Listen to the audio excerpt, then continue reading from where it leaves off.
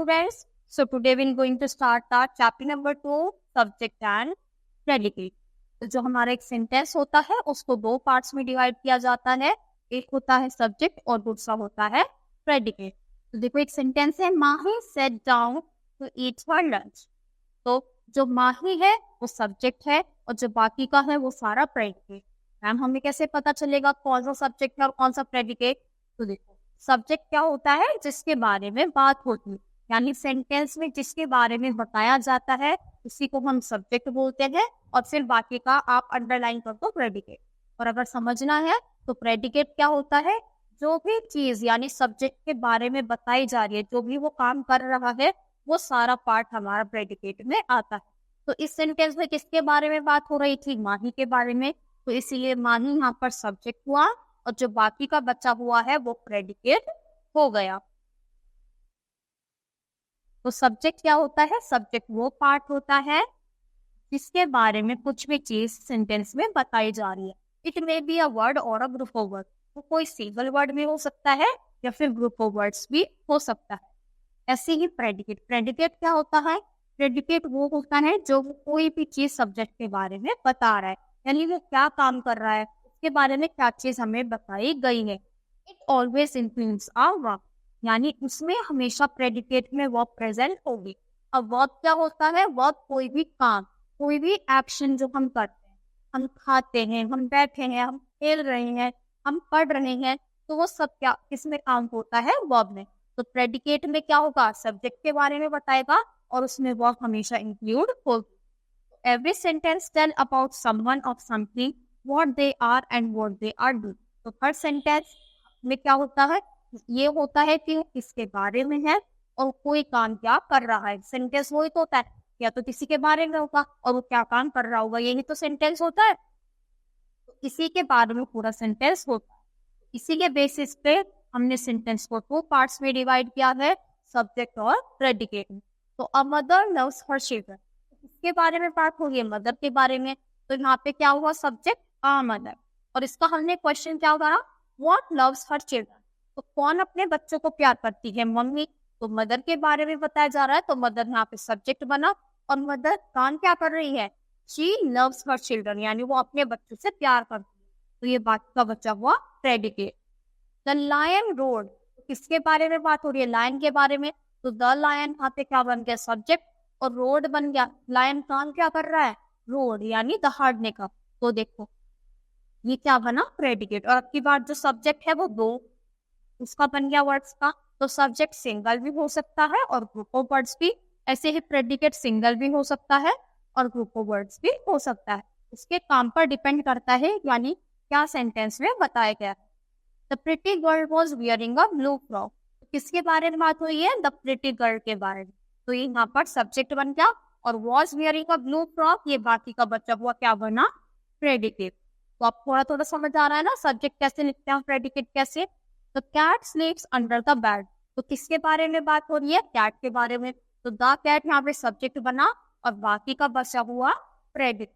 तो बस subject find करना आना चाहिए, बाकी को अंडरलाइन, जो बाकी का बचा होता है वो पूरा प्रेडिकेट ही होता है। तो from the above examples we come to know that in a sentence person or thing who does the action is called the subject, यानी जो एक्शन कर रहा है, जो काम हो रहा है, उसको सब्जेक्ट बोलते हैं, और जो बाकी का बचा हुआ पार्ट होता है वो प्रेडिकेट हो जाता है। तो आई होप आपको अच्छे से समझ आया होगा।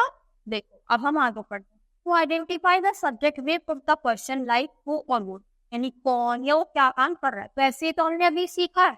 तो सब्जेक्ट में consist of only one word, तो यही है सब्जेक्ट। एक भी होता है, ज्यादा भी हो सकता है। शांति प्लेस टेनिस, तो किसके बारे में बात हो रही है? शांति के बारे में। तो यहाँ पे सब्जेक्ट बना शांति, और क्या कर रही है? टेनिस खेल रही है, तो ये प्रेडिकेट बन गया। The pineapple the pine tree are found in the forest, तो अब की बार किसके बारे में बात हो रही है? द पाइन ट्री के बारे में।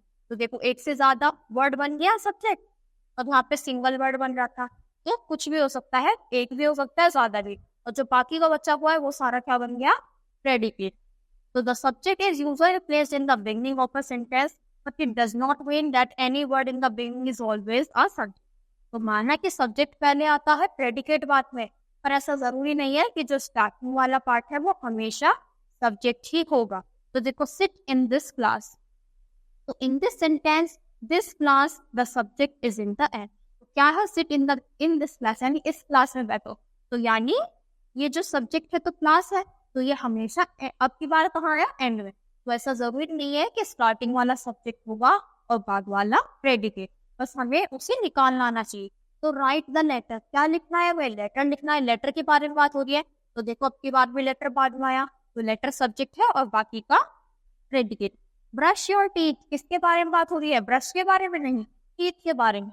तो यानी टीथ को ब्रश करो, अपने साफ रखो, तो टीथ सब्जेक्ट है, जो कि अब की बार कहाँ आ रहा है, बाद में आ रहा है। फिर आते हैं subject in an imperative. Imperative sentence में हम सब्जेक्ट कैसे फाइंड करें। तो इम्पेरेटिव सेंटेंस क्या पढ़े हमने, हम किसी से रिक्वेस्ट करते हैं, कमांड देते हैं, एडवाइस।